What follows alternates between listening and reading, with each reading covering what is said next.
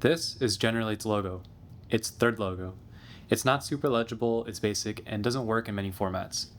So today, we're working on branding. But before that, let's recap. My name is Austin Kebret. I studied architecture and software. For 4 years, I've been building Generate, an architecture generator. I'm sharing my progress here with you, so that you can learn as I go.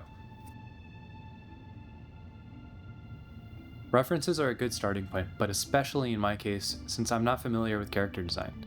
This logo shapeshifts into the company's mascot and agent, so I started with those. The concept for both is a ghost because with Generate, you can generate latent architecture.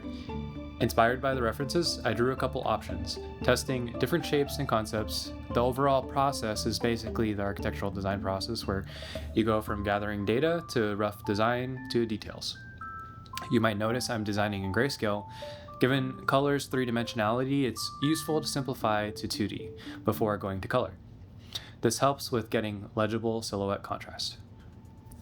I also write information to guide the design, answering things like what is the agent's personality, outfit, and job.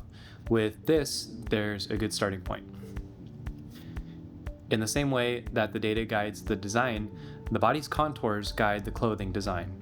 Going between drawing and image generators are useful. That's where some of the images like the ghost came from. After making good progress with the agent, I began designing the mascot. It loosely resembles the agent, so I reference the agent periodically. I chose colors by using Adobe's color picker, starting from the company's primary colors and used the compound scheme, then tweaked from there. I considered some accessories and symbolism. However, this is a level of detail that I'd like to get into with a future update. Pose can convey information about a character, so I allotted time to select one that enforces the mage concept. Finally, the logo had to work as cores to the agent and avatar, so I pulled from volumes that fit. Then I tried arranging them to look like a building, but that wasn't as good as the other direction I chose. I stuck with the latent space. Removing the building concept simplified the idea, which was an improvement with such a busy logo.